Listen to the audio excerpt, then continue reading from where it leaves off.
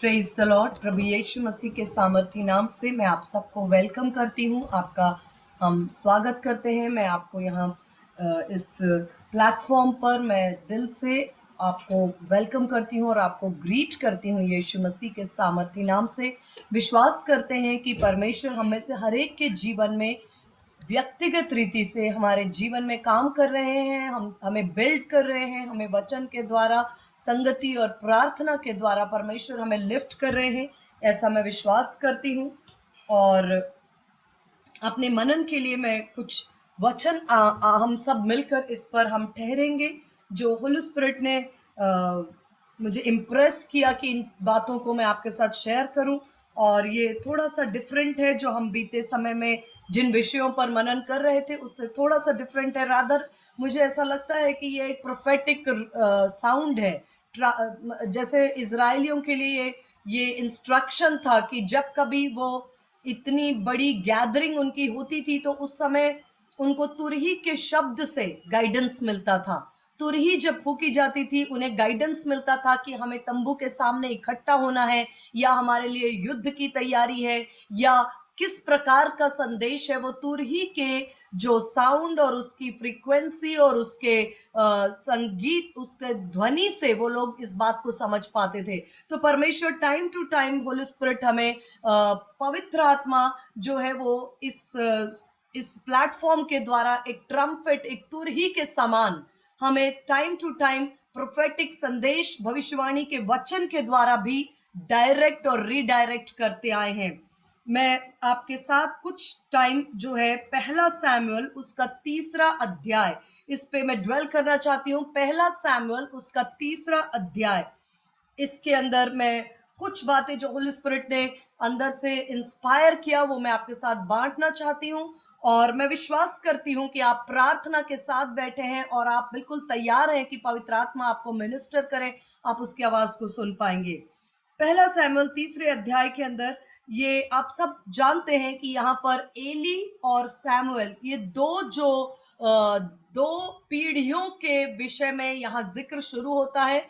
Eli एक generation, एक era, एक पीढ़ी को प्रतिनिधित्व करते हैं, और सैमुअल एक आने वाली नेक्स्ट जनरेशन, एक दूसरी पीढ़ी का प्रतिनिधित्व करते हैं। और इस अध्याय में एक ट्रांजिशन यानी कि एक शिफ्ट, एक हस्तांतरण कहना चाहिए। जैसे एक आपने देखा होगा कि जैसे ये जो ब्यूटी कॉन्टेस्ट्स होते हैं, कभी आपने, if you ever happen to see beauty contest वगैरह में, जो तरीका ये होता है कि नया जो भी मिस वर्ल्ड या मिस यूनिवर्स अपॉइंट होते हैं, वो उनको जो पिछले वर्ष के जो भी मिस वर्ल्ड या मिस यूनिवर्स होते हैं, वो उन्हें ताज जो है वो उस ताज को आगे के लिए उन्हें पहनाते हैं। और ये जो ताज होता है वो एक साल से दूसरे साल, एक देश से दूसरे देश में शिफ्ट होता जाता है, और जो पिछले जो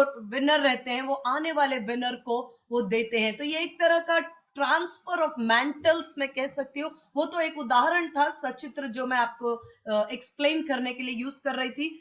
ये जो अध्याय है ये बहुत ही महत्वपूर्ण है आत्मिक जगत में हमारे लिए इस समय, इस कॉन्टेक्स्ट में, क्योंकि कुछ आत्मिक जगत में ऐसा ही एक शिफ्ट, एक ट्रांसफर ऑफ मैंटल्स, मैंटल यानी कि एक परमेश्वर की ओर से एक जिम्मेदारी का जो एक ओढ़नी कहना चाहिए। जैसे एलीशा ने कहा कि जो भाग मेरे मालिक का था, एलिया का, उसका दुगना भाग मुझे मिलना चाहिए। और एलिया जब ऊपर रथों पर उठाया गया तो एलीशा को वो शॉल जो उसको मिली, एक तरह का हम उसको इंग्लिश में मैंटल बोलते हैं।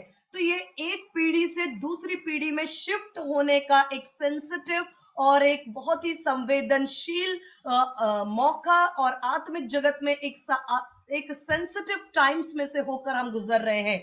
इसलिए आपको कुछ बातें बाहर अगर नजर आए या आपको महसूस हो तो आप उससे घबराए नहीं। जैसे बाहर बहुत सारा आपको विचलित करने वाली परिस्थितियां दिखाई दे, या बहुत सारी उथल पुथल, बहुत परिवर्तन, बहुत सताव, बहुत सारा अटैक, बहुत सारा चेंजेस, बहुत सारी गड़बड़ियां, और सब कुछ देखकर कई बार विश्वासी जो होते हैं वो निराश या हताश हो जाते हैं कि ये सब कुछ क्या हो रहा है, क्यों ये सताव है, हम प्रार्थना करने वाले लोग हैं, ये सब कुछ गड़बड़ियां क्यों हैं हमारे घरों में, हमारे परिवारों में, हमारे समाज में, हमारे चर्च में, हमारी प्रार्थना की संगतियों में। एक अजीब सी गड़बड़ी जिसको आप नहीं चाहते, आपको लगता है कि ये क्या हो रहा है और ऐसा क्यों हो रहा है, और हमें नहीं समझ में आता कि उस समय हमें क्या करना चाहिए। लेकिन पवित्र आत्मा, लिखा है वचन में कि वो हमें सब बातों को सिखाता, वो हमारा उत्तम शिक्षक है। और इस समय मैं नहीं जानती, आउट ऑफ द वे, मैं इस वचन को जो आज आपके साथ शेयर कर रही हूं, इसका कोई कनेक्शन पिछले वचन से नहीं है, और ये कोई सीरीज का भाग भी नहीं है। ये एक प्रोफेटिक इंप्रेशन जो मेरे अंदर होली स्पिरिट दे रहे थे, वो मैं आपके साथ शेयर कर रही हूं। जब आप इस तरह के दौर से गुजरे, आपको सब कुछ बाहर की चीजें जो है वो बहुत ही कहना चाहिए कि बहुत परिवर्तन, बहुत फास्ट, बहुत चेंजेस नजर आती हैं, और आपको सब लगता है कि हम किस तरफ जा रहे हैं, ये क्या हो रहा है, अब हमें क्या करना चाहिए। उस दौर पर परमेश्वर का आत्मा आपके साथ बात करता है। मैं आपके साथ कुछ पॉइंट्स को बहुत क्लियर बात करती हूँ। वह बालक शमूएल एली के सामने यहोवा की सेवा टहल करता था। आप सब जानते हैं, हन्ना को बहुत प्रार्थनाओं के बाद एक बेटा मिला, और जैसे उसने प्रॉमिस किया, उसने लाकर परमेश्वर की वेदी पर एक सैमुअल को रख दिया। सैमुअल बहुत छोटी उम्र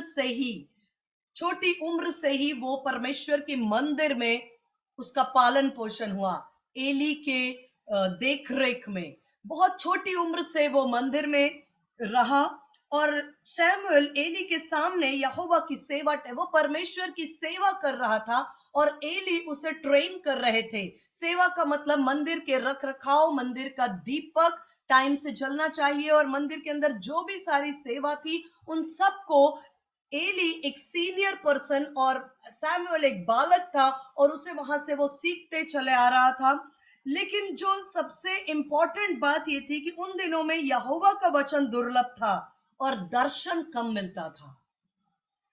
सेवा हो रही थी, मंदिर चल रहा था, डेली मंदिर के फाटक खोले जाते थे, डेली लोग पहुंचते थे, और मंदिर में तमाम प्रकार के चढ़ावे और तमाम प्रकार की ऑफरिंग, तमाम प्रकार की सेवकाई, तमाम प्रकार की बातें चल रही थी। सब कुछ चल रहा था, बाहर से सबको लग रहा था कि हम बहुत आनंदित हैं, और बहुत सब कुछ हम धार्मिक जो हमारे काम है वो सब कुछ हम पूरा कर रहे हैं। लेकिन एक सेंसिटिव मुद्दा वहीं ये था कि यहोवा का वचन दुर्लभ था और दर्शन कम था। इंग्लिश में लिखा है कि no widespread revelation, rare word of God. मतलब वचन, आज हम कहें तो वचन इंटरनेट पे है, यूट्यूब पर है, गली गली में है, चर्च में है, बाइबल स्टडीज में है, और हर जगह पर वचन है।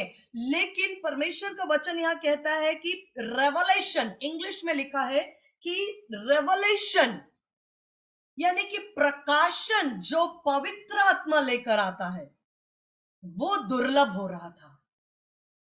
सब अपने मन की बता रहे हैं, मन की सिखा रहे हैं, जो जैसा जिसको समझ में आ रहा है वो उन बातों को शेयर कर रहे हैं। कोई ये कह रहा है कि आप चर्च में दान और दशमांश दो, कोई हमें कह दान और दशमांश दो तो तुम्हारी समस्या दूर हो जाएगी। सारी बातों को जैसा जिसको समझ में आ रहा वो सिखा रहा। लेकिन परमेश्वर का आत्मा कहता है कि प्रकाशन जो सिर्फ मैं लेकर आता हूं, क्योंकि मोहरों को खोलने वाला पवित्र आत्मा है। परमेश्वर के वचन की मोहरों को जब तक पवित्र आत्मा न खोले तब तक प्रकाशन नहीं हो सकता। और परमेश्वर का आत्मा कहता है कि ये सब चल रहा है, प्रेयर मीटिंग हो रही है, कलीसियाएं चल रही हैं, वचन है, सारा आराधना है, सिस्टम है, दान है, दशमांश है, ऑफरिंग है, सब कुछ चल रहा है, लेकिन प्रकाशन यानी कि मेरे हृदय की आवाज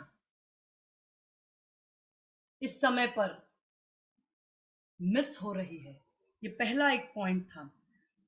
उस समय ऐसा हुआ कि एली की आंखें तो धुंधली होने लगी और उसे न सूझ पड़ता था।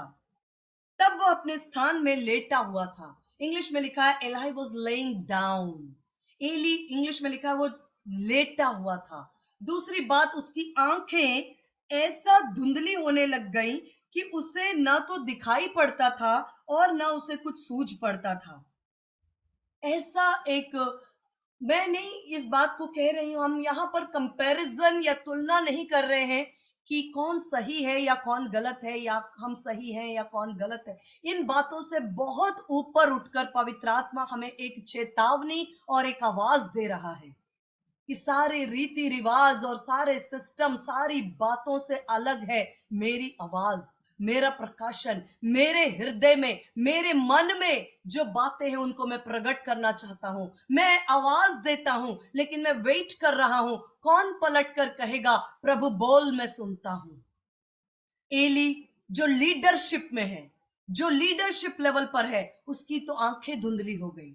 वचन में लिखा है उसे सूझ नहीं पड़ता था। यदि उनकी आंखें धुंधली हो जाएं, यदि उन्हें सूझ ना पड़े, फिर वो प्रजा की अगुवाई कैसे करेंगे? फिर जो अगुवाई होगी वो किस प्रकार से हो पाएगी? परमेश्वर ने इस बात को जान लिया था कि अब वक्त आ चुका है, अब वक्त आ चुका है कि एक जनरेशन, एली ने अपने समय में बहुत ही मेहनत के साथ, ईमानदारी के साथ और परमेश्वर के कदमों में रहकर जो कुछ उसकी शक्ति और सामर्थ में था वो सारी सेवा उसने दी है। लेकिन अब कुछ ऐसा समय आया है कि एली की आंखें धुंधली हो रही हैं, उसको सूझ नहीं पड़ रहा, उसने अपने बच्चों को कोई शिक्षा नहीं दी, उसके बच्चे मंदिर में तमाम प्रकार से गलत कार्यों को कर रहे हैं। उसका वर्णन देने का समय नहीं। आप सबने इस अध्यायों को पढ़ा होगा कि होफनी और फिनिहास जो एली के बच्चे थे, वो विशेष पाप के अंदर, वो हर बात में लोगों से उत्तम, जो लोग मंदिर में भेंट देने आते थे वो उसका उत्तम भाग ले लेते थे, वो लोगों से जबरदस्ती करते थे, वो स्त्रियों के साथ दुर्व्यवहार कर रहे थे और उस मंदिर को डाकुओं की खोह बनाने में वो एक लगातार एक सक्रिय भूमिका निभा रहे थे। और एली के बच्चे जब इतना नुकसान कर रहे थे मंदिर में, एली को कुछ नहीं सूझ पड़ता था। वो एक जगह बैठा था, वो उसकी आंखें थक चुकी थी और वो लेटा था और उसको नहीं समझ में आ रहा था कि ये मंदिर, ये देश, ये प्रजा, इसकी दिशा किस तरफ है। लेकिन परमेश्वर अपने लोगों से प्रेम करता है, वो उन्हें कभी नहीं छोड़ता और परमेश्वर ठीक समय पर अपने कार्य को पूरा करता, क्योंकि वचन में लिखा है परमेश्वर का दीपक अब तक बुझा नहीं था और सैमुएल यहोवा के मंदिर में जहां परमेश्वर का संदूक था लेटा हुआ था। ये बहुत एक महत्वपूर्ण स्टेटमेंट है कि परमेश्वर का दीपक अब तक बुझा नहीं था। इंग्लिश में लिखा, अलग सिस्टम में लिखा है, इंग्लिश में लिखा before the lamp of God went out. इसका मतलब है इससे पहले कि परमेश्वर की वाचा के संदूक के पास रखी हुई, वेदी के पास रखा हुआ दीपक बुझ जाए, इससे पहले कि वो दीपक बुझ जाए, परमेश्वर ने आवाज दिया सैमुएल को। आप जानते हैं, अगर आप एक निर्गमन 20 का 27 में, जल्दी आपके लिए 27 का 20 में आपके लिए पढ़ती हूँ। निर्गमन 20 का 27 में आपके लिए जल्दी से पढ़ती हूँ, जिसके अंदर परमेश्वर ने इस बात की, सॉरी, निर्गमन 27 का 20, निर्गमन 27 का 20, क्षमा करें, निर्गमन 27 का 20, जिसके अंदर परमेश्वर ने इस बात की स्पष्ट चेतावनी दी मंदिर के लिए कि मंदिर का दीपक कभी ना बुझने पाए। मैं आपके लिए पढ़ती हूँ 27 का 20।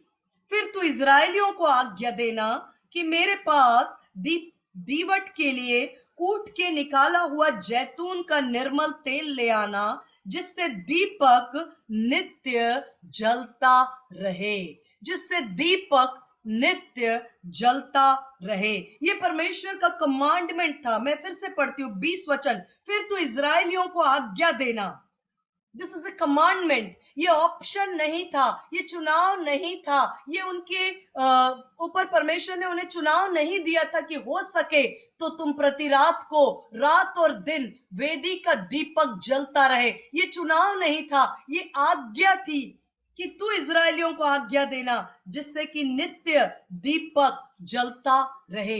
ये परमेश्वर ने आज्ञा इसलिए दी क्योंकि परमेश्वर मंदिर में वाचा के संदूक के पास एक ऐसे दीपक का प्रतिरूप रख रहे थे जो कभी बुझने वाला नहीं। वो स्वयं यीशु मसीह का प्रतिरूप के रूप में, चिन्ह के रूप में ठहराया गया, क्योंकि जब यीशु मसीह आए, यूहन्ना 8:12 में उन्होंने कहा कि जगत की ज्योति मैं हूं, I am the light of the world, जगत की ज्योति मैं हूं। और एक वचन यशाया में परमेश्वर ने इस बात को भविष्यवाणी के रूप में इंडिकेट किया। यशाया के 60 को मैं आपके लिए पढ़ती हूं।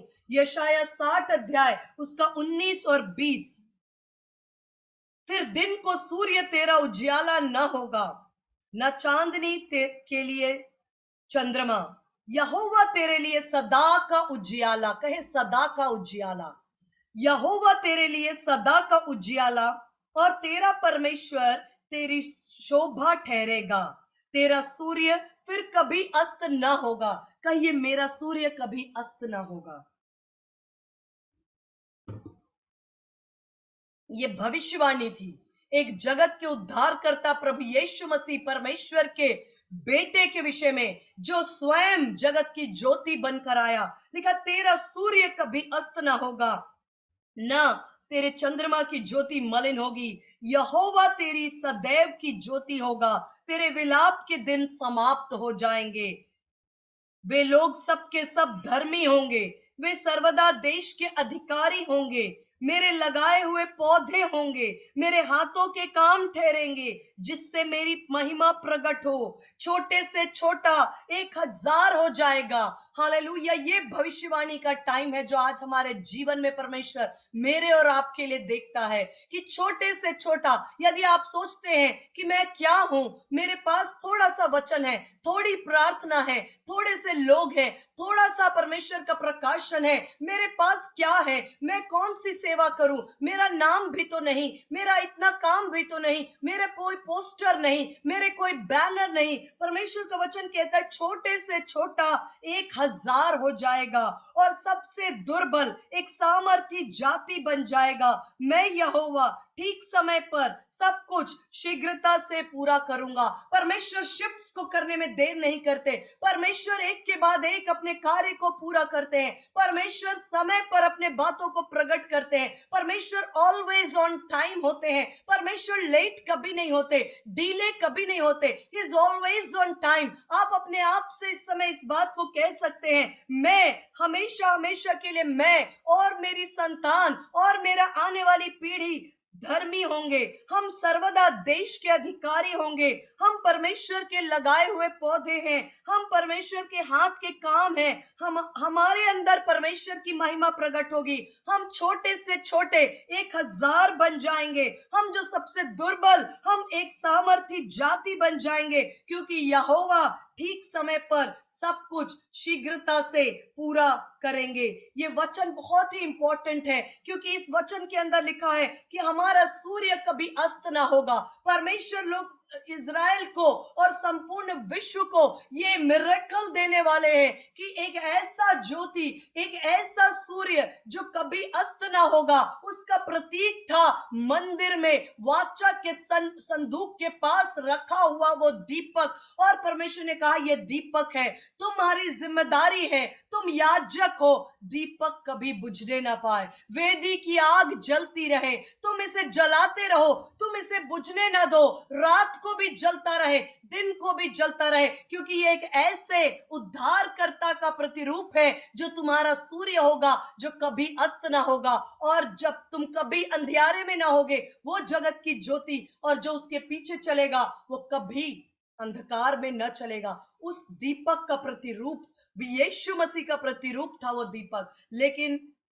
होते होते ये समय आया कि पहला सैमुएल 3 अध्याय में वापस आती हूँ, लिखा है परमेश्वर ने इस बात को और से देखा कि एली की आंखें धुंधली हो गई। लीडरशिप, जो लोग अगुवाई कर रहे हैं, जो लोग एक अधिकार के पद पर बैठे हैं, जिन्होंने अधिकार की बातों को अपने हाथ में लिया है, उनकी आंखें धुंधली हो रही हैं। उनकी आंख के सामने दीपक बुझ रहा है, उनकी आंख के सामने आज्ञाएं टूट रही हैं, उनकी आंख के सामने परमेश्वर की बातें जो हैं वो दूसरी दिशा में जा रही हैं। उनकी आंखों के सामने वो याजक है, वो मंदिर के ठेकेदार है, वो अधिकारी है, लेकिन परमेश्वर के वचन में लिखा before the lamp of God, इससे पहले कि यह दीपक बुझ जाए, ठीक समय पर परमेश्वर आपके दीपक को बुझने नहीं देगा। God will always intervene on time. परमेश्वर ठीक समय पर आपकी सुधि लेते हैं। लिखा है कि जब देखा कि लिखा है कि दीपक तब तक बुझा नहीं था, इंग्लिश में लिखा इससे पहले कि वो दीपक बुझ जाता, परमेश्वर ने एक दीपक को जलाने वाले को फिर से परमेश्वर ने पुकारा और परमेश्वर ने कहा सैमुअल। सैमुअल यहोवा के मंदिर में जहां संदूक था वहीं लेटा था, वो मंदिर के अंदर था, वो संदूक के पास था, वो वहीं सेवा कर रहा था, वो अपना जीवन वहीं बिता रहा था, लेकिन उसकी मुलाकात जीवित परमेश्वर से नहीं हुई थी। उसको जीवित परमेश्वर का वचन नहीं आया, उसने परमेश्वर से एक मुलाकात, एक रेवलेशन, एक एनकाउंटर का अनुभव नहीं था। ठीक वहीं था, संदूक के पास था, मंदिर के अंदर था। लोग सालों से मंदिर में और कलीसिया में, प्रार्थना में, मीटिंग में, बाइबल स्टडीज में, हम 10 साल से 20 साल से चर्च जा रहे हैं, हम 10 साल से बाइबल स्टडी कर रहे हैं, हम तो बिल्कुल परमेश्वर की वेदी के करीब है। हमने चर्च में पंखे लगवाए, हमने टाइल्स लगवाई, हमने परमेश्वर के भवन में गेट लगवाया, हम तो ये हैं, हम तो वो हैं, हम तो पीढ़ी से पीढ़ी यही जन्म लिए। लेकिन परमेश्वर कहता है कि टाइम आ चुका है, यदि तुमने परमेश्वर के प्रकाशन को नहीं पाया तुम आगे नहीं चल पाओगे। यदि तुम्हारी मुलाकात जीवित परमेश्वर की आवाज से नहीं हुई, यदि तुमने जीवित परमेश्वर की आवाज नहीं सुनी, यदि तुम उसकी भेड़ हो तो तुम उसके शब्द को तुम्हें पहचानना होगा। वचन में लिखा है सैमुअल ठीक वहीं लेटा था, तब यहोवा ने सैमुअल को पुकारा, उसने कहा क्या आज्ञा। तब सैमुअल आप जानते एली के पास गया और एली ने कहा नहीं बेटा, मैंने आपको नहीं पुकारा, आप जाकर सो जाओ। और ऐसे होते होते एक 5वां वचन मैं आपके लिए पढ़ती हूं, जहां पर लिखा है तब एली बोला, तो वो जाकर लौट कर सो गया। फिर वापस आवाज आई, हे सैमुअल, हे सैमुअल। आज आपको परमेश्वर पुकार रहे हैं, परमेश्वर कह रहे हैं कि मैं आज आपको एक नए शिफ्ट में लेकर जा रहा हूं, एक नए अनुभव में। हाँ आप मेहनती हैं, हाँ आप डेडिकेटेड हैं, हाँ आपने समर्पण किया, हाँ आपकी माता ने जब आपको मंदिर में लाकर छोड़ा आपने जिद नहीं की। सैमुअल ने नहीं कहा कि मुझे मंदिर में नहीं रहना है, मुझे और बच्चों की तरह अपने माता पिता के साथ रहना है, मुझे और बच्चों की तरह गार्डन में खेलना है, मुझे और बच्चों की तरह जाकर केएफसी में खाना है, मुझे और बच्चों की तरह घूमना है, मुझे एंजॉय करना है। नहीं कहा तुमने। तुमने ईमानदारी से, जहां तुम्हारी मम्मी ने तुम्हें इस वेदी पर रख दिया, तुम उसी वेदी पर अपने बचपन को भूलकर, अपने बचपन को साइड में रखकर, अपने अभिलाषाओं को, अपने इच्छाओं को, अपने प्लेजर्स को, और बच्चों को सैमुअल ने देखा होगा फुटबॉल खेलते हुए। मैं जस्ट एक लाइटर नोट पे बात कर रही हूँ, जो भी उस समय के खेल रहे होंगे सैमुअल ने देखा होगा। सैमुअल देखते होंगे और बच्चे अपने माता पिता के साथ पिकनिक में जा रहे हैं, लेकिन मैं एक बुजुर्ग प्रभु के दास के साथ इस मंदिर में सुबह से रात तक यही हूँ। मेरा काम है काम करना, मेरा काम है सफाई करना, मेरा काम है मंदिर के दीपक को जलाना, और मेरा काम है इनकी आज्ञाओं को मानना, मेरा काम है इनको हाथ पकड़कर चलाना, मेरा काम है इनकी सेवा करना। और बच्चे तो एंजॉय कर रहे हैं, लेकिन मैं पीड़ा, और मैं इस मंदिर में क्यों हूं। परमेश्वर आपके सैक्रिफाइस को ऑनर करते हैं। परमेश्वर ने आपके सैक्रिफाइस को देखा है, आपकी ईमानदारी, आपकी विश्वास योग्यता, आपकी डेडिकेशन, जहां आपने सारे संसार के आनंद और प्लेजर्स को छोड़कर परमेश्वर के मंदिर में रहना पसंद किया, और आपने सवाल नहीं किए कि मैं यहां क्यों हूं। क्यों नहीं मैं औरों की तरह एंजॉय कर सकता? क्यों नहीं मैं औरों की तरह आनंद कर सकता? क्यों नहीं मेरे पास और बातें हैं? आप परमेश्वर ने कहा कि तुमने उस परमेश्वर के चुनाव का आदर किया। परमेश्वर की वेदी पर उसकी मम्मी ने उसे रख दिया। परमेश्वर ने अपने लिए सैमुअल को अलग किया था। परमेश्वर ने अपने लिए सैमुअल को उस मंदिर के वातावरण से वो परिचित हो गया। वो मंदिर में उठने वाले उस सुगंधित धूप को प्रतिदिन उसके नाक में जाता था। प्रतिदिन वो खुशबू उसके नाक में होती थी। प्रतिदिन वो उस वातावरण में था। प्रतिदिन उस मंदिर के अंदर जो परमेश्वर की वाचा के संदूक का प्रभाव था, उससे उसका दिल, दिमाग, सोच, विचार, उसका जेनेटिक कोड, उसका डीएनए परिवर्तित और प्रभावित हो रहा था। वो तैयार हो रहा था। वो समय उसका वेस्ट नहीं था। वो समय बर्बाद नहीं था। वो समय जीरो नहीं हुआ। वो समय यूजलेस नहीं था। वो समय वेस्ट नहीं था। वो एक्चुअली तैयार हो रहा था कि जिस आवाज को एली नहीं सुन पाया, उस आवाज को सैमुअल सुन पा रहा था। ये अलग बात है कि वो उस आवाज को पहचान नहीं पाया स्टार्टिंग में, लेकिन उसे सुनाई तो दे रहा था ना। जब परमेश्वर ने पुकारा, सैमुअल सैमुअल, उसने वो आवाज को सुना। ये नहीं जानता था कि किसकी आवाज है, लेकिन उसने सुना। उसके इतने वर्षों का बलिदान व्यर्थ नहीं था। उसने जो परमेश्वर की वेदी पर अपना समय बिताया, परमेश्वर ने उसको अलग किया। परमेश्वर ने उसकी आंखों को अपने लिए अलग किया। परमेश्वर ने उसके विचारों को अपने लिए अलग किया। परमेश्वर ने उसके हृदय को अपने लिए अलग किया। परमेश्वर ने उसके मन को अपने लिए अलग किया। और जब वो शाम प्रतिदिन बच्चे लड़ाई करते, खेलते, कूदते, मौज मस्ती, तमाम बातें, लेकिन सैमुअल को सुबह उठता, मंदिर के दरवाजे खोलता और वो वेदी को धूप से वो करता, और उस धूप से उसका पूरा बॉडी जो है वो खुशबू से भरता। वो रोटी को बदलता, वो मंदिर की सेवा करता। वो छोटा काम दिखता था, लेकिन उस काम के द्वारा उसकी जो इंद्रियां थी वो परमेश्वर के लिए तैयार होती चली गई। वो उसमें लिखा है रोमियो 8 अध्याय में कि to be carnally minded is death, but to be spiritually minded is life and peace. आत्मा के चलाए चलना जीवन है और शरीर के चलाए चलना मृत्यु है। वो जीवन की ओर बढ़ रहा था। वो प्रतिदिन उस परमेश्वर के मंदिर की वाचा की उपस्थिति से, उसको पता नहीं था, लेकिन उसके अंदर एक प्रभाव हो रहा था। एक दिन उचित समय आया, इससे पहले कि वो दीपक बुझ जाता, परमेश्वर ने आवाज दिया, सैमुअल और सैमुअल। उस समय तक सैमुअल यहोवा को नहीं पहचानता था और न यहोवा का वचन उस पर प्रकट हुआ था। 7वां वचन, परमेश्वर ने उसे पुकारा, सैमुअल सुन तो पा रहा था, लेकिन पहचान नहीं रहा था कि आवाज किसकी है। सैमुअल सुन तो पा रहा था, लेकिन आज पहचान नहीं रहा था। मैं परमेश्वर का धन्यवाद करती हूँ कि आप, यदि आपको लगता है कि प्रभु मैं ठीक से समझ नहीं पा रही हूँ, मैं वचन तो पढ़ती हूँ लेकिन मुझे वचन समझ में नहीं आ रहा, मैं वचन पढ़ रही हूँ, दिन में 4 अध्याय पढ़ रही हूँ, लेकिन मुझे समझ में नहीं आ रहा है, मैं प्रार्थना तो करती हूँ लेकिन कई बार प्रार्थना में मन नहीं लगता, मैं ये बातों को करती हूँ, उपवास तो करती हूँ, लेकिन मुझे ठीक ढंग से उपवास करना भी नहीं आता। हे परमेश्वर, मुझे कुछ भी समझ में नहीं आता। आप धीरज रखें, आप ट्रेनिंग के अंदर हैं, परमेश्वर आपको ट्रेन कर रहे हैं। जो भला काम परमेश्वर ने आपके अंदर आरंभ किया, वो उसे मसीह के दिन तक पूरा करेंगे। आप परमेश्वर, लिखा सैमुअल परमेश्वर को नहीं पहचानता था, कोई बात नहीं, लेकिन परमेश्वर के आवाज को सुन तो पा रहा था। एली को तो नहीं सुनाई दिया ना परमेश्वर का आवाज, लेकिन सैमुअल को सुनाई दिया।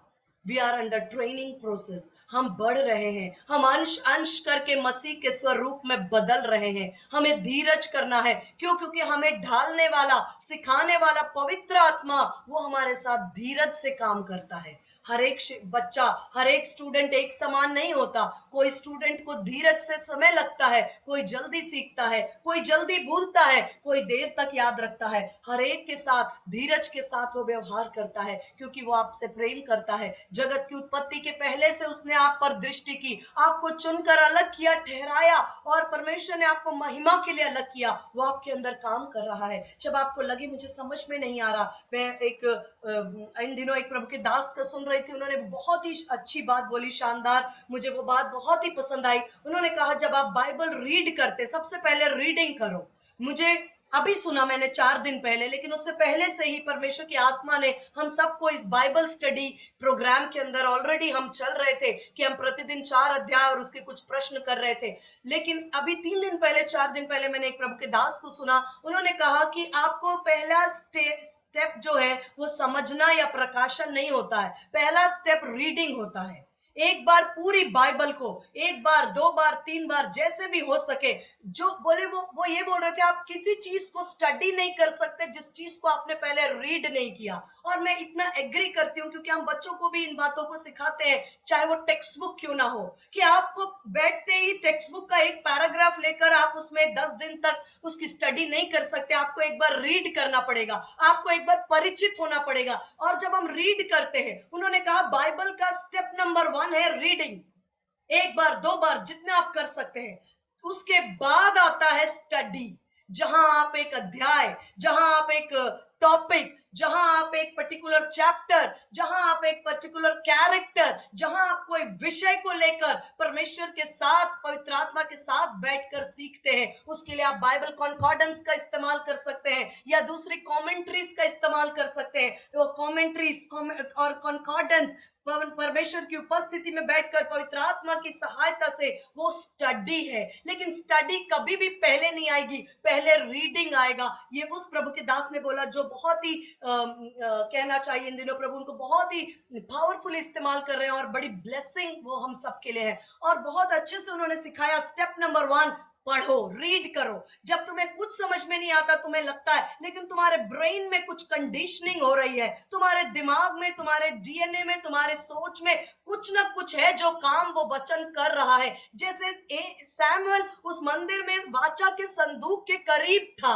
परमेश्वर के को पहचानता नहीं था, लेकिन वाचा के संदूक के करीब रहने के कारण उसके अंदर की तासीर बदलते बदलते बदलते वो इस योग्य बन गया था कि एक दिन वो आवाज को वो सुन पा रहा था जो डिवाइन थी। वहां पर जितने भी लोग रहे होंगे, किसी ने आवाज नहीं सुनी, उसने आवाज सुनी। उस लेवल तक आया वाचा के संदूक के करीब रहने का प्रोसीजर। हम कभी प्रोसेस को कभी भी स्किप नहीं कर सकते। हम एक प्रक्रिया से बचकर, छलांग लगाकर हम कहीं ऊपर नहीं जा सकते। हम स्टेप बाय स्टेप लेकर चलते हैं। यदि ये परमेश्वर का काम है तो उसमें सीढ़ी है। याद करें, याकूब ने जब परमेश्वर के भवन को देखा तो उसने एक सीढ़ी को देखा जो जाती थी पृथ्वी से लेकर स्वर्ग तक। और परमेश्वर हमें स्टेप बाय स्टेप, आप कभी निराश ना हो कि देखो मैंने परमेश्वर की आवाज नहीं सुनी। आप उस प्रोसेस में हैं। मैंने दर्शन नहीं देखा, आप उस प्रोसेस में हैं। आप परमेश्वर के साथ जो आपने सैक्रिफाइस किया, आपने दुनियादारी और दुनिया के तमाम लोभ लालच और तमाम प्लेजर से अपने आप को अलग किया और परमेश्वर की वेदी पर बने रहे। परमेश्वर आपके उस सैक्रिफाइस को ऑनर करते और आपके एक ट्रेनिंग के अंदर आप हैं, और आप लगातार आप इस प्रक्रिया के अंदर हार नहीं मानते, और परमेश्वर आपको एक स्टेप बाय स्टेप अपनी नजदीकी में लेकर आ रहे हैं। आप कभी मत सोचना कि मुझे बाइबल समझ में नहीं आ रहा। आप पढ़ना कभी नहीं छोड़ना। उन्होंने कहा step number 1 reading, step number 2 उसके बाद स्टडी। कोई विषय, कोई चैप्टर, कोई कॉन्टेक्स्ट, कोई बात लेकर के आप गहराई में जा सकते हैं। लेकिन किसी ने अगर ये सोच लिया कि मैं पूरी बाइबल का एक बार भी मैंने अध्ययन नहीं किया, लेकिन मैं उत्पत्ति को 10 दिन तक एक ही अध्याय को गहन अध्ययन करूंगी, तो आप उसका कंप्लीट कॉन्टेक्स्ट में मिस करेंगे। क्यों? क्योंकि उत्पत्ति की पुस्तक जो है वो एक इंडिपेंडेंट या स्वतंत्र अध्याय नहीं है। उत्पत्ति निर्गमन से जुड़ी है, निर्गमन अय्यूब से जुड़ा है, अय्यूब नए नियम से जुड़ा है, और नया नियम प्रकाशित वाक्य से जुड़ा। ये एक चेन है, एक कड़ी है। इस कड़ी को हम मिस करते हैं। एक कम से कम 1, 2, 3 जितनी बार आप कर सकते हैं। क्यों मैं इस चीज को बोल रही हूं? क्योंकि बहुत हैं जिनको बहुत जल्दी है आगे बढ़ने की, लेकिन परमेश्वर धीरज से हमें गहराई में, एक गहरी नींव में, एक चट्टान पर हमारे घर को वो बनाना चाहते हैं। क्योंकि जब आंधी और तूफान आएंगे तो परमेश्वर हमें दृढ़ और मजबूत देखते हैं। कोई आंधी और तूफान आपको हिला ना पाएगी, आपके विश्वास को, आपके घराने को ध्वस्त ना करने पाएगी, क्योंकि आपने गहराई में नींव डाली है और आप चट्टान पर, हमारे परमेश्वर को छोड़ कोई और चट्टान नहीं है। इसलिए तरीका है कि पहले रीड, उसके बाद रीड करने के बाद, एक बार पढ़ने के बाद, जब हम पढ़ते हैं हमें कई बार लगता है कि ये क्या है, इतनी लंबी लंबी वंशावली है, मुझे नहीं समझ आ रहा। कोई बात नहीं, आप पढ़ते रहिए, क्योंकि हमारे ब्रेन का सबकॉन्शियस पार्ट है, कुछ तो अंग, कुछ ना कुछ वो ग्रास्प कर रहा है, कुछ ना कुछ वो हमारे वचन हमारे अंदर काम कर रहा है। हर बात हमें अभी तुरंत समझ में नहीं आती है, वो कुछ ना कुछ कुछ ना कुछ कुछ ना कुछ काम कर रहा है। और इस तरह से कभी कोई अपने आप को जांचता है तो वो देखता है कि मेरे अंदर एक परिवर्तन हो रहा है। हालेलुया। और लिखा है कि तब समय तक, उस समय तक शमूएल यहोवा को नहीं पहचानता था और न यहोवा का वचन उस पर प्रकट हुआ था। फिर तीसरी बार यहोवा ने शमूएल को पुकारा और वह उठ के एली के पास गया और कहा, तू मुझे क्या आज्ञा है? तब एली समझ लिया, तीसरी बार में एली ने समझ लिया और कि परमेश्वर ने उसको पुकारा है। एली को नहीं सुनाई दे रहा था, लेकिन एली ने समझ लिया कि परमेश्वर ने पुकारा है। इसलिए एली ने शमूएल से कहा, जा लेट जा, यदि फिर तुझे वो पुकारे तो तू कहना, यहोवा कहता है, हे यहोवा कह, क्योंकि तेरा दास सुन रहा है। और शमूएल ने आज्ञा मानी।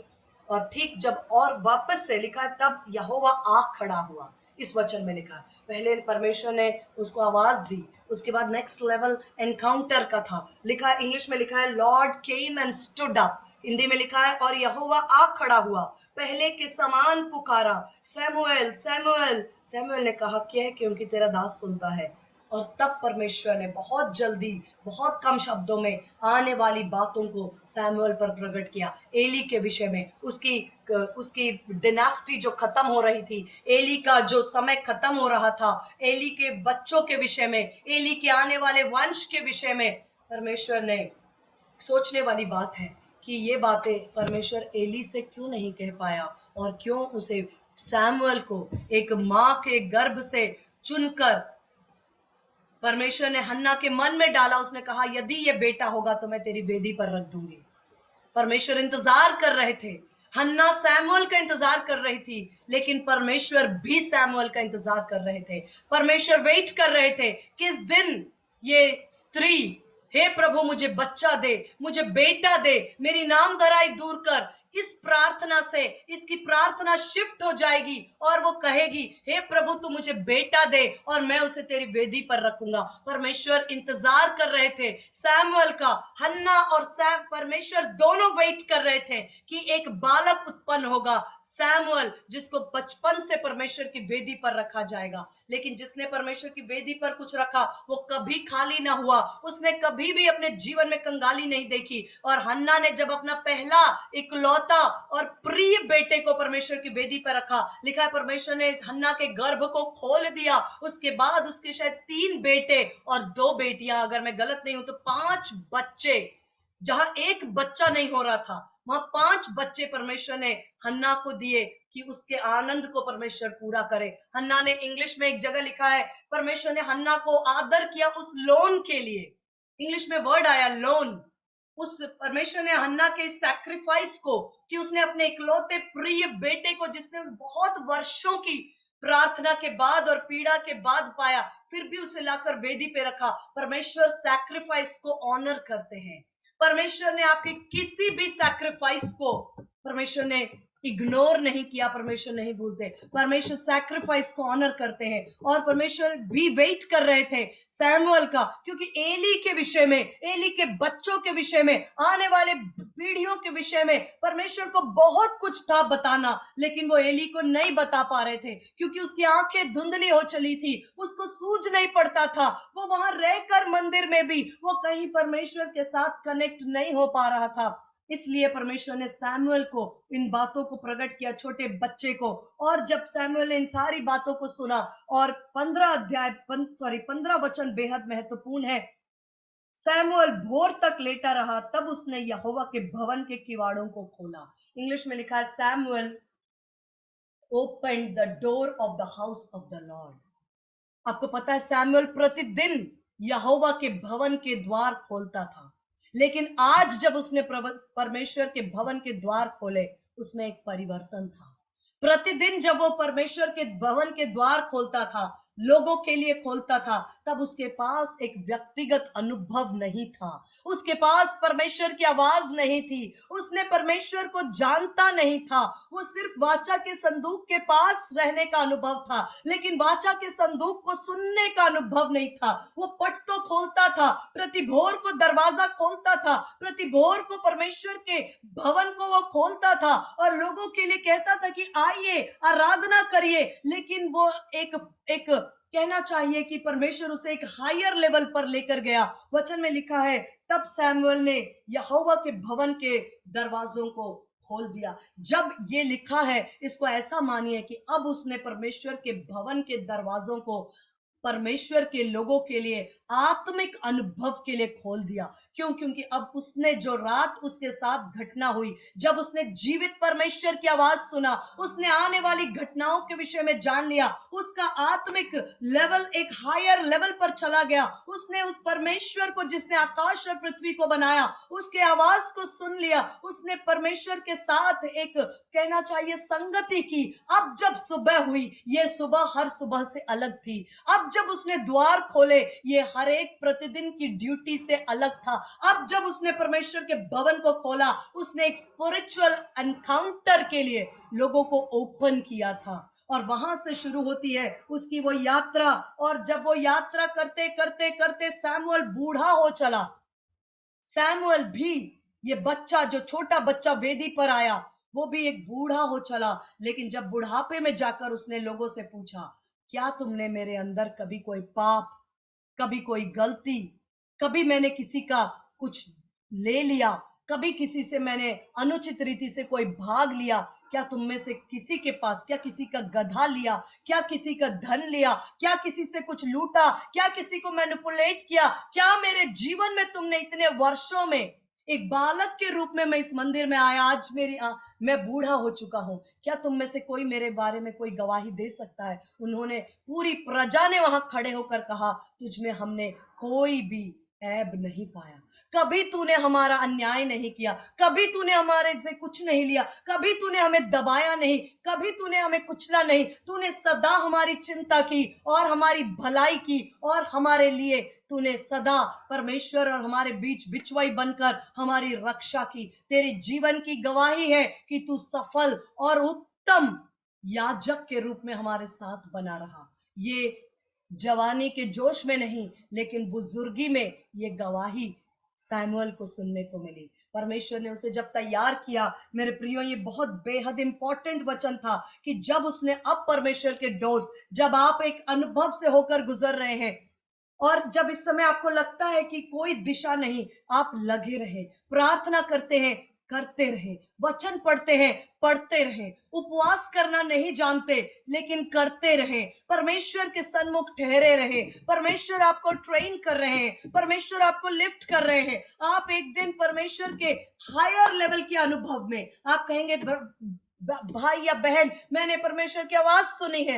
आप परमेश्वर को और स्पष्ट सुनने पाए, आपने देखा है और बढ़कर दर्शन देखने पाए। परमेश्वर आने वाली बातों को आप पर और मुझ पर प्रकट करना चाहते हैं। परमेश्वर कलीसिया के द्वारा अपने विजडम को प्रकट करना चाहते हैं। कई बातें हैं जो परमेश्वर ने अपने हृदय में छुपा रखी है, जिसको वो एक पीढ़ी को बता नहीं पा रहे, और वो इंतजार कर रहे हैं आपका और मेरा कि जब आप इस सैक्रिफाइस में वेदी पर अपने आप को तैयार करते हैं, जहां पर लोग आनंद मना रहे हैं लेकिन आप घुटनों पर हैं, जहां पर लोग सारे प्रकार के अपने धन दौलत का, वैभव का उपयोग अपने लिए कर रहे हैं, लेकिन आप उसे हाथ बढ़ाकर परमेश्वर की सेवा के लिए सैक्रिफाइस करते हैं। आप याद रखिए, जब कभी हम किसी को कुछ भी परमेश्वर की वेदी पर रखते हैं, हमेशा से शैतान कहता है इस पैसों के लिए तो तुम ये भी कर सकते हो। लेकिन जब हम उन बातों को अलग करके उसको वेदी पर रखते हैं, हर एक अपने समय को वेदी पर रखते हैं, अपनी एनर्जी को वेदी पर रखते हैं, अपनी नींद को वेदी पर रखते हैं, अपने भोजन को वेदी पर रखते हैं, अपने डिजायर्स को वेदी पर रखते हैं, कोई भी सैक्रिफाइस परमेश्वर इग्नोर नहीं करता। आप ट्रेन हो रहे हैं, आप परमेश्वर, आप अपने अपने क्षेत्र में तैयार हो रहे हैं, आप अपने अपने गांव में, नगर में, शहर के लिए तैयार हो रहे हैं। बहुत जल्द परमेश्वर ऐसा अनुग्रह करेगा, आप परमेश्वर के भवन के फाटकों को खोल देंगे और लोग उसमें प्रवेश करेंगे। लेकिन जब लोग आपके भवन में प्रवेश करेंगे, आप आत्मिक रीति से इन बातों को गहराई से समझें। मैं ये नहीं कह रही हूं कि आप एक बिल्डिंग बनाएंगे और उसका दरवाजा खोलेंगे। आप परमेश्वर की उपस्थिति के लिए फाटकों को ओपन करने जा रहे हैं, चाहे वो आपका घर क्यों ना हो। आपके साथ बैठने के बाद आधे घंटे में कोई कहेगा कि मैं आपके साथ आधा घंटा मैंने टाइम स्पेंड किया और मुझे लगा कि मेरे से परमेश्वर ने बात किया है, परमेश्वर ने मुझे लिफ्ट किया है, परमेश्वर ने मुझे उठाया है, परमेश्वर ने मुझे बिल्ड किया है। You are going to open the doors. आप परमेश्वर के भवन, परमेश्वर की उपस्थिति, परमेश्वर के प्रेजेंस के फाटकों को खोलने जा रहे हैं। लेकिन जब आप खोलेंगे, औरों की तरह नहीं, जिनके पास आवाज नहीं परमेश्वर की, जिनकी मुलाकात नहीं परमेश्वर के साथ, जो अपने चलाए चलते हैं, आप वो होंगे जिसने एक मुलाकात परमेश्वर के साथ की है। आपके पास परमेश्वर का प्रकाशन होगा और आपके पास परमेश्वर की आवाज होगी। और बहुत समय कम नहीं था उसी वक्त जब उसने खोला, और उसके बाद 21 वचन में लिखा है, और यहोवा ने शीलो में फिर दर्शन दिया, क्योंकि यहोवा ने अपने आप को शीलो में सैमुअल पर अपने वचन के द्वारा प्रकट किया। ये परमेश्वर की डिजायर है। परमेश्वर ने अपने आप को प्रकट किया, ये उसका चुनाव है, ये उसका डिजायर है, ये उसकी इच्छा है। क्योंकि लिखा है यहोवा ने शीलो में फिर दर्शन दिया, क्योंकि यहोवा ने अपने आप को शीलो में शमूएल पर किस प्रकार प्रकट किया? वचन के द्वारा प्रकट किया। आज आप जब वचन सुनते हैं, आप ये मत सोचिए कि कौन ये वचन बोल रहा है। आप किसी इंसान को न देखें, लेकिन आपको यदि वचन आपकी आत्मा में बात करता है, तो आप ये जान लीजिए कि परमेश्वर अपने आप को आप पर वचन के द्वारा प्रकट कर रहा है। अपने जीवित वचन के द्वारा, अपने वचन की उपस्थिति के द्वारा, अपनी पवित्र आत्मा की हुजूरी के द्वारा, अपने विटनेस के द्वारा, इनर विटनेस के द्वारा परमेश्वर ने सैमुअल पर अपने वचन के द्वारा अपने आप को प्रकट किया। और आप जानते हैं, इसके बाद चौथे अध्याय में बहुत जल्दी, मैं थोड़े शब्दों में 1-2 मिनट में वचन को कंक्लूड करूंगी। लिखा है इजरायली फिलिस्तीनियों के साथ युद्ध लड़ने गए। उस युद्ध में फिलिस्तीनियों की साथ युद्ध में इजरायली हार गए। और जब इजरायली हार गए, तो उन्होंने अपने रीति रिवाजों को इतना पकड़ रखा था। उन्होंने कहा हम इसलिए हार गए, पूर्वजों ने कहा, क्योंकि वाचा का संदूक नहीं है हमारे पास। आओ हम वाचा का संदूक लेकर आए। उन्होंने ये भूल गए कि हम इसलिए नहीं हारे कि वाचा का संदूक नहीं, हम इसलिए हार गए क्योंकि हमने परमेश्वर के मंदिर को डाकुओं की खो बना दी। हम इसलिए हार गए क्योंकि हमारी संतान, हमारे याजक लोगों को सता रहे हैं। वो जब चढ़ावा चढ़ाने आते हैं तो उत्तम उत्तम भाग चर्बी वो ले जाते हैं। वो स्त्रियों के साथ दुर्व्यवहार कर रहे हैं। वो मंदिर को डाकुओं की खो बना रहे हैं। हमारा जीवन परमेश्वर की आज्ञाओं से दूर हो गया है। हमारी समझ करप्ट हो चुकी है। हम मैनिपुलेट कर रहे हैं, हम शरीर की चलाए चल रहे हैं। हम अपने आप को परमेश्वर के मंदिर में रख करके और उसी में हम तमाम प्रकार के परमेश्वर की आज्ञाओं को तोड़ रहे हैं। हमारी हार का कारण ये है, ये उन्होंने नहीं समझा। उन्होंने सोचा वाचा का संदूक नहीं है, चलो वाचा का संदूक ले आते हैं, फिर हम जय जयकार करेंगे। और ऐसा हुआ कि वो उठाकर अपनी छावनी में वाचा का संदूक, तब उन्होंने शीलो में भेजकर वहां से करूबों के ऊपर विराजने वाले सेनाओं के यहोवा का वाचा का संदूक मंगा लिया। और परमेश्वर की वाचा के संदूक के साथ एली के दोनों पुत्र होफनी और फिनहास भी वहां पहुंचे। और लिखा है वाचा का संदूक आने के बाद भी फिलिस्तीनियों ने कहा, देखो अब इनके पास वो संदूक है, ये भयंकर है, क्योंकि इन्होंने मिस्र में इन्हें जय दिलाई है। आओ हम पुरुषार्थ जगाओ। हे फिलिस्तीनियों ने अपने आप को मोटिवेट किया कि हियाव बांधो, पुरुषार्थ जगाओ। कहीं ऐसा ना हो कि जैसे इब्री तुम्हारे अधीन हुए वैसे तुम भी उनके अधीन हो। पुरुषार्थ करके संग्राम करो। फिर उस युद्ध में सेकेंड टाइम भी इजरायली हार गए, वाचा का संदूक होने के बाद भी। परमेश्वर इस टाइम को बता रहे हैं कि ऊपर से बहुत मिनिस्ट्री, प्रोग्राम, एजेंडा, कार्यक्रम सब चल रहे हैं। पूरे हफ्ते के कार्यक्रम, संडे के कार्यक्रम, मंडे के कार्यक्रम, दान दशमांश, पूरा प्रोग्राम चल रहा है। लेकिन परमेश्वर के प्रकाशन को परमेश्वर वेट कर रहा है कि वो मैंटल, वो परमेश्वर किसके ऊपर अपने मैंटल को, अपने प्रकाशन को उतारे। वो छोटा से छोटा बालक हो सकता है। आप कह सकते हैं कि मैं अनुभव में कमजोर हूं, मैं छोटा हूं, मुझसे बुजुर्ग पड़े हैं, लेकिन परमेश्वर को देखना है कि किसकी आंखें धुंधली नहीं हुई हैं। और परमेश्वर देखता है कि कौन मेरे दीपक को बुझने से पहले मेरे प्रकाशन को थाम लेगा और मेरे लोगों की अगुवाई करेगा। उसके बाद लिखा है परमेश्वर का संदूक भी फिलिस्तीनियों ने छीन लिया। उसके बाद जब सैमुअल धीरे धीरे बड़ा हुआ, उसने इजराइलियों की अगुवाई की। और सैमुअल के जब जितने वर्ष सैमुअल ने इज़राइल की अगुवाई की, वो वर्ष शांति के रहे, वो वर्ष परमेश्वर के भय मानना सैमुअल ने लोगों को सिखाया।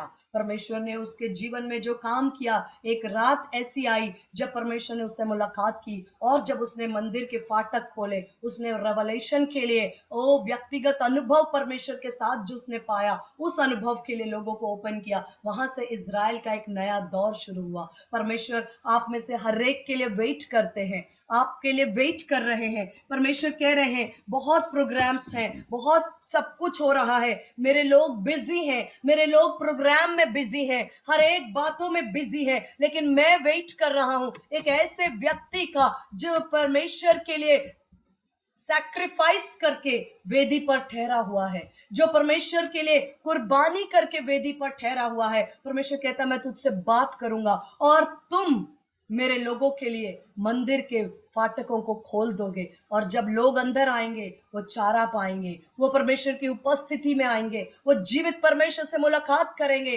और जिसने मुलाकात की है वही लोगों को गाइड कर सकता है। और परमेश्वर आपके लिए वेट करते हैं। जब एक शिफ्ट हो रहा है, परमेश्वर कहता है कि एक ट्रांसफर ऑफ मैंटल्स हो रहे हैं, एक पीढ़ी जा रही है, एक दूसरी पीढ़ी आ रही है। वो जो मशाल है, परमेश्वर कहता कौन है जो उस मशाल को लेने के लिए तैयार हो रहा है। आप अपने आप को कमजोर और कम छोटा, और लिखा है कि यदि आप अपने आप को सोचते हैं मैं किसी योग्य नहीं, याद करें वो वचन जो यशाया 60 में मैंने आपके लिए प्रोफेसाई किया है कि तुम में छोटे सा छोटा एक बड़ी जाति बन जाएगा, तुम में से छोटे से छोटा 1000 और बड़ी जाति बन जाएगा। तुम्हारा सूर्य कभी उदय अस्त न होगा, तुम्हारा सूर्य कभी अस्त न होगा, तुम परमेश्वर के हाथ के लगाए हुए पौधे ठहरोगे।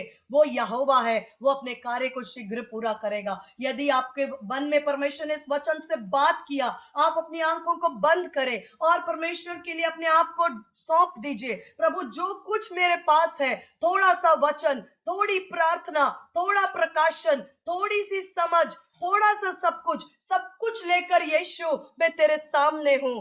तू मेरे जीवन में काम कर रहा है, तू मुझे बिल्ड कर रहा है, मैं तेरी आवाज को सुनता हूं, मैं तेरे दर्शन में बढ़ता हूं, मेरे द्वारा तू बड़े बड़े काम करेगा। मैं छोटे से छोटा, लेकिन मेरे सारे लोग धर्मी कहलाएंगे, और प्रभु हालेलुया हम एक बड़ी जाति बन जाएंगे, क्योंकि तू यहोवा है और तू शीघ्र इन कार्यों को हमारे जीवन में पूरा करेगा। Hallelujah, thank you Jesus. मैं रिक्वेस्ट करती मेरे हस्बैंड से कि हमें इस वचन के आधार पर प्रार्थना के लिए लीड करें।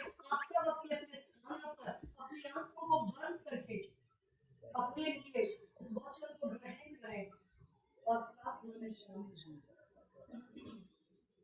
प्रभु धन्यवाद करते यीशु मसीह के नाम से हम तेरे शरणों में आते हैं। प्रभु धन्यवाद करते आज के सुंदर वचन के लिए प्रभु, जो हमारे जीवन को प्रकाशित करता है प्रभु परमेश्वर। और सही प्रार्थना करना प्रेम पिता परमेश्वर तेरा आत्मा हमें सिखाता है प्रभु। हम धन्यवाद करते हैं जब तेरी इच्छा के अनुसार हम मांगते हैं प्रेम पिता, तो हमें देता है प्रभु। और तेरी इच्छा देने की है प्रेम पिता परमेश्वर। तूने कुछ भी हमारे लिए रख न छोड़ा प्रभु, वरन अपने इकलौते पुत्र को भी रखना छोड़ा, अपना सब कुछ हमें दे दिया है प्रभु। तो हमारी आंखों को खोल इन दिनों में प्रेम पिता परमेश्वर।